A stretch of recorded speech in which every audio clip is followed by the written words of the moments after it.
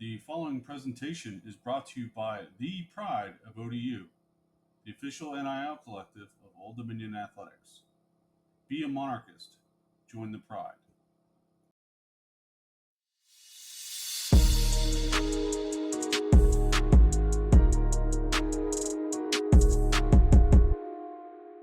Monarch Nation, welcome back to the Monarchists Basketball Show.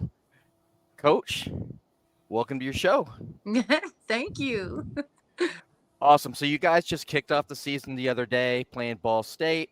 Obviously, you're going to be on the road Saturday at SMU. And then what we really want to work up to is on Monday, November 11th, the first home game. Talk to us a little bit about your first game. So our first game, we opened up going to Muncie, Indiana, and we played Ball State.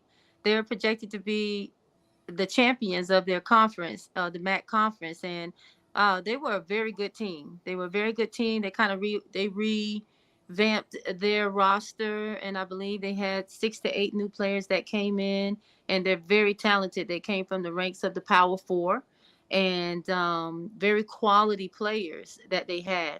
We did everything that we were supposed to do in terms of the game plan, but the only thing that we did not do well was value possessions and make shots.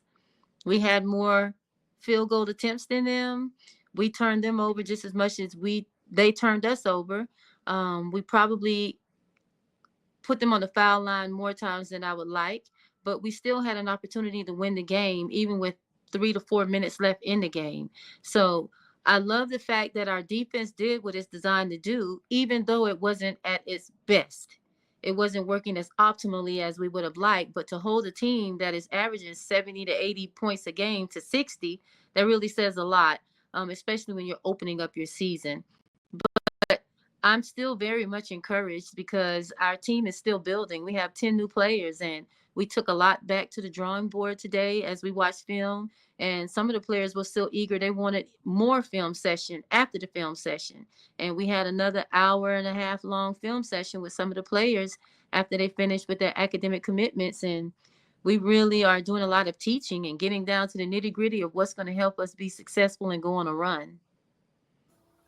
All right, Coach. So you've been here a while now, and you've had these a few times where you've had a big roster change in the off season.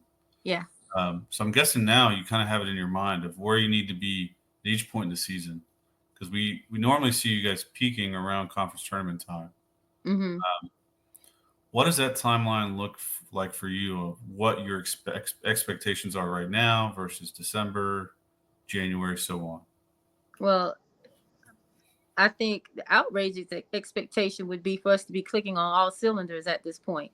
But the realistic assessment is you still have, no matter how good you may look in the summer, you're looking that well against yourself. No matter how good you look in your scrimmages and your exhibition, is usually against lesser type opponents that you should be able to handle and do well against.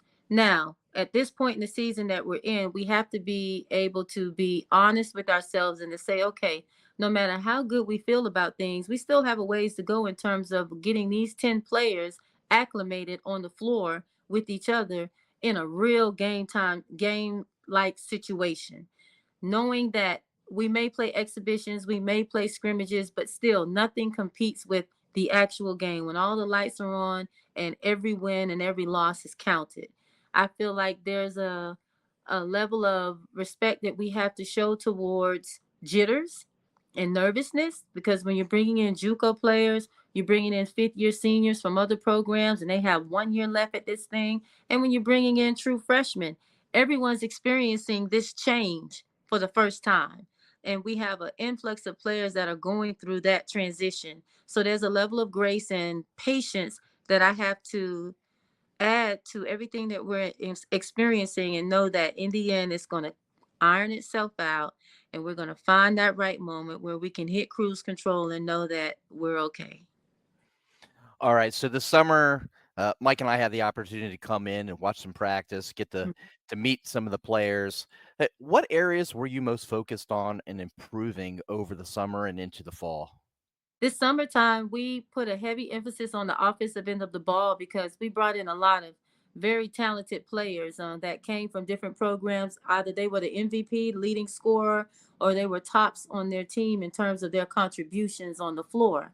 So when you have players that are used to dominating a lot of the possessions that a team will have within a game, the ball can kind of get stuck. And that's what we saw against our first game against Ball State. The ball got stuck. There really wasn't a lot of movement. And the way that we run our sets, there's a lot of continuity attached to it. But when the ball sticks, that's when defenses can stand. And now it's easier for us to guard, and they can hone in on taking away our skill sets. So this summer, we put a heavy emphasis on moving the ball and understanding how to play off of each other and make plays for each other, not just for self.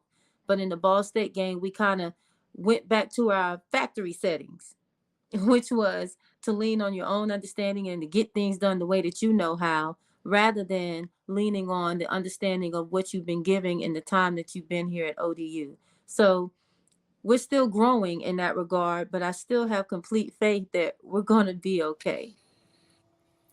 All right. So, talking about the summer practices and the preseason camp, leadership is important on the court. Yeah. You can't just be relying on the coaches at all times. You need Mm-hmm. someone on the court to kind of lead the way. Um, who has kind of stepped into that role as your leader this season? I put that responsibility on everyone. Everyone has to be a leader of self first. And now when we put all of that together, we combine all of those leadership qualities. Now we have an easier opportunity at being led, and then knowing when you need to be the lead. But the ultimate voice that I want them to be able to hear, I call myself the great shepherd. I know I'm not Jesus Christ or anything, but I use that analogy a lot. If I am the shepherd and you are my sheep, I'm not going to leave one of you astray.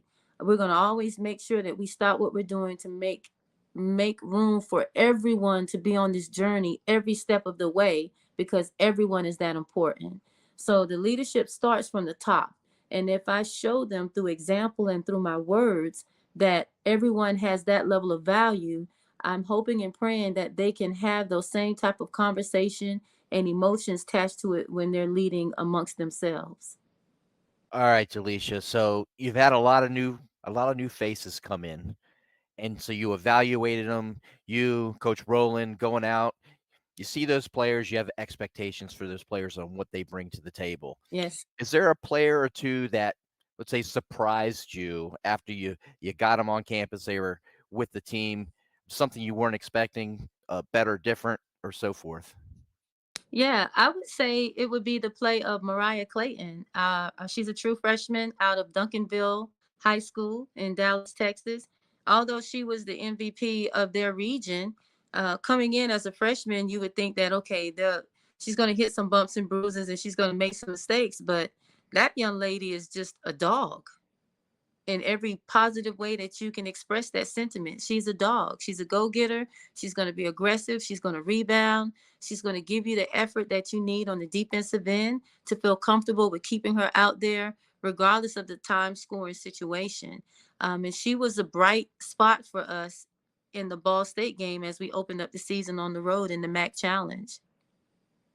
All right, kind of continuing on that same wavelength. Fans are going to be following the ball, but to get a deeper appreciation for basketball, we highly suggest picking out a player to watch and watch them work off the ball. Now, if there was one player that fans should keep an eye out for off the ball to see how hard they're working and what they're doing, and they're doing all the right things, who should that player be? If I pick a guard and I pick a post, I would have to say Samara Fields is that guard. She's going to be high activity, um, head on the swivel at all times, just trying to make plays and playing with energy and playing on her toes. If I had to pick a post player, it would be between Brenda Fontana, who's been here for her third year now. She's a fifth-year senior for me. We got her out of the transfer portal from UTEP. Uh, she is an individual that's going to play with a grit and a physicality that you probably would be shocked to see her play with, because she's such a sweet spirit, a beautiful soul. Then you have Simone Cunningham, who's just high flying, explosive, and athletic. She can come out of nowhere and block shots. Brenda can take charges. Michaela Brown can take charges, or even India Buford, who was a league leader along with Kay Clark, who ended up being Defensive Player of the Year for us last year. India Buford was second in steals. So I'm hoping that she can be a Defensive Player of the Year candidate by being able to load up in that category on the stat sheet. So we have a handful of people that I think would really be enticing for our fans to want to come out and watch and fall in love with. All right. Speaking of coming out and watching, maybe all fans didn't get a chance to check out the team play Ball State and the other day on TV. But talk to us a little bit about rotation. So when folks come to the game on Monday, what can they expect to see? When they come to the game on Monday, I hope that they can expect to see any type of rotation. It may be a 1 or a 2-man rotation, or it may even be a platoon sub. We want to build this team and put a product on the floor where, regardless of who's out there at what time, they're going to see that ODU brand of basketball that they've been accustomed to seeing. And I'm hoping that it can be new and improved, so that our shooting can improve and we put more points up on the board. Now it's more exciting for them on both ends of the floor. All right. So there's always rule changes every offseason. Mm-hmm. They added 3 new rules this offseason. Mm-hmm. One is they added more consequences for when players physically abuse or threaten an official, which is fantastic. Mm-hmm. They made it. They added a review for out of bounds plays that doesn't need to be called, but it can now be reviewed if it's out of bounds or not. And then there was a third one based on the timing of reviews of a scored basket or free throw.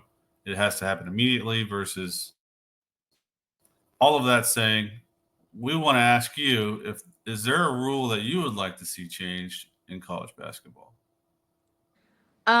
Yes, I would like for the rule to be looked at a little bit harder in terms of when ball screen actions are happening and you are we are getting called for, our player is going to set a ball screen, and now when it's time for our player to roll to the rim, if we are rolling to the rim and the defensive player decides to go under the screen, then we shouldn't be penalized for a moving screen.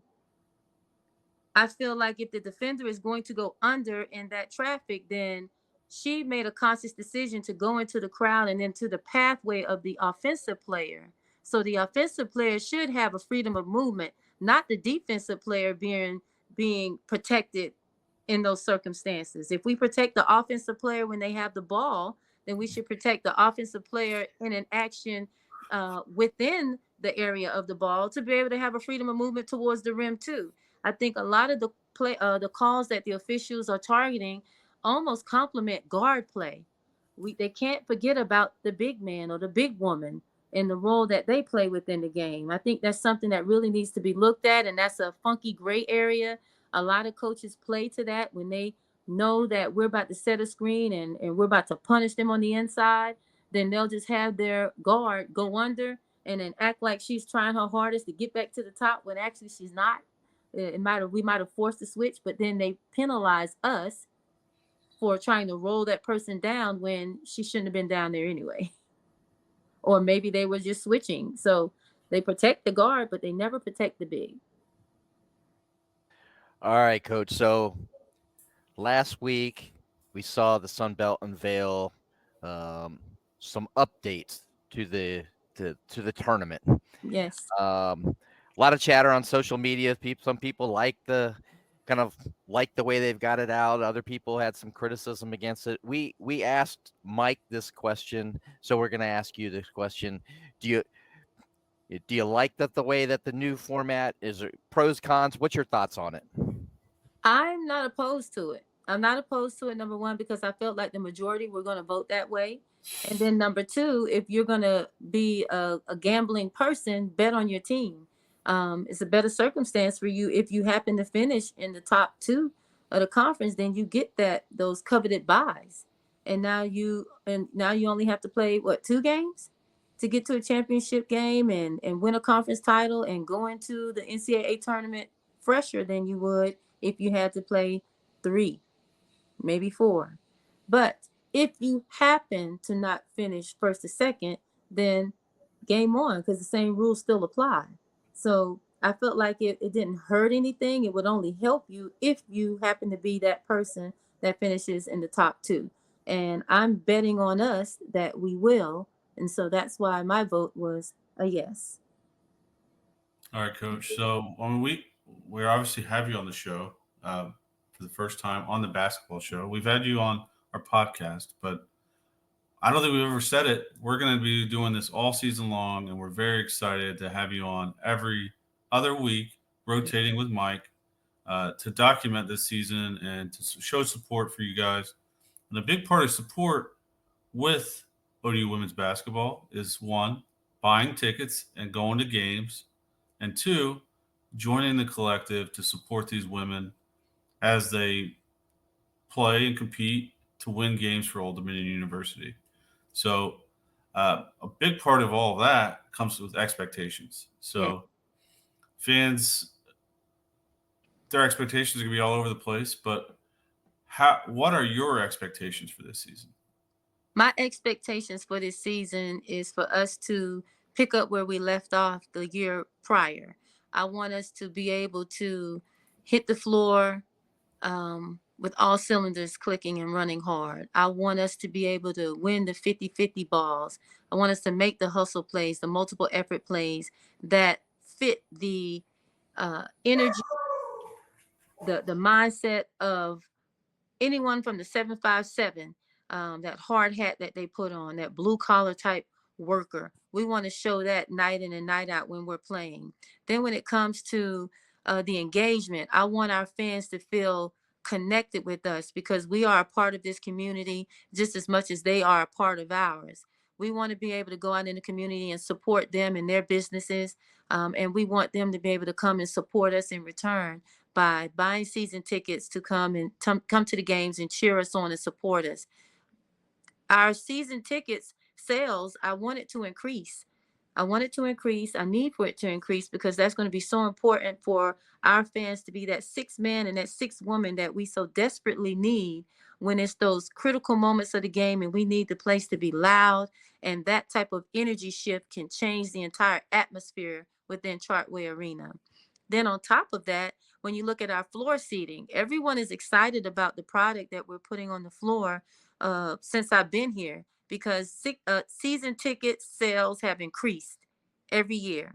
And the floor seat area, last I checked, there may be 3 to 5 seats left in our floor seat areas. And those are some of the best seats in the house. And for people to clamor to want to go and fill those, that also says a lot too. People want to see this action up close and personal. And I think they have a great appreciation for the literal blood, sweat, and tears that they are able to see every time that we suit up to play. Then when it comes to their support from a financial standpoint with the prideofodu.com, with the collective, I hate to be a little, not hate, I must be a little bit descriptive in how it can really help our female athletes. Women, in comparison to men, have different bills attached to their upkeep within the necessities that they have to buy on a monthly basis. And the same money that our male counterparts may get when it comes to not the collective, but their cost of attendance and things like that, they don't have to worry about buying certain types of items for their female monthly issues. And no one's really putting a mandate on the price gouging that goes on when it comes to us having to pay for things that really are necessities that we have to buy. So they're rather expensive, and our players have to pay quite a bit of money on a monthly basis for that. Then it's other things. You're a female. It's good that you look good, smell good, feel good, can dress good. You can have your nails done. You can get your hair done. All these things are critical to their mental health and their well-being and their self-assessment of self in this age that they're in right now. So I would love for more people to take a good look at not just the genderless aspects of us playing a sport, but look at it from the aspect of they are females and they are student athletes And there are things that we can do that can help make their experience here at ODU more enjoyable. And a lot of our athletes have stressors that many people are unaware of, because these are the unspoken things that no one speaks about. But me as their head coach, I have to be that one that is willing to fall on that sword for them and be a martyr for their causes by asking people to think beyond the scope of just the normal student athlete experience. These young women work hard and they do it under extreme circumstances. And any type of support that can be given through the collective can really help. A lot of my players come from households that may be broken. They may have one parent. It's a single parent household. They may not have the luxury of being able to own their own computer. I would love for them to be able to do that rather than having to go to the library and check it out for 24 hours and then have to return it. Then what do we do when we're on the road and we're traveling? And now that puts more stress on them to be able to maintain that 3.3 GPA that we have set as a standard within our program. So when you donate to the collective, these are monies that the players can go and they can buy the things that they need, not that they want, that they need.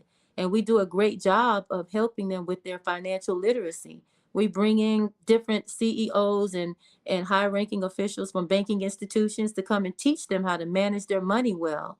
And we bring in psychologists and psychiatrists to help them manage their mental and emotional health, and then their time management and how they really format their day where they can optimize it for them. So if we're doing all these things to help them make better decisions, then I hope that our fans will feel comfortable with being able to go to the prideofodu.com and donate specifically to the women's basketball program or to a player to be able to help. And if they ever need any information on how they can help with a specific player that they may like, and they've attached themselves to their play, then they can always talk to me directly. Hit me up, DM me on Instagram, DM me on Twitter, hit me up on TikTok, or you can contact the school directly. If you have my number, call me, and I would be glad to give you all the avenues and the ins and outs on how you can help.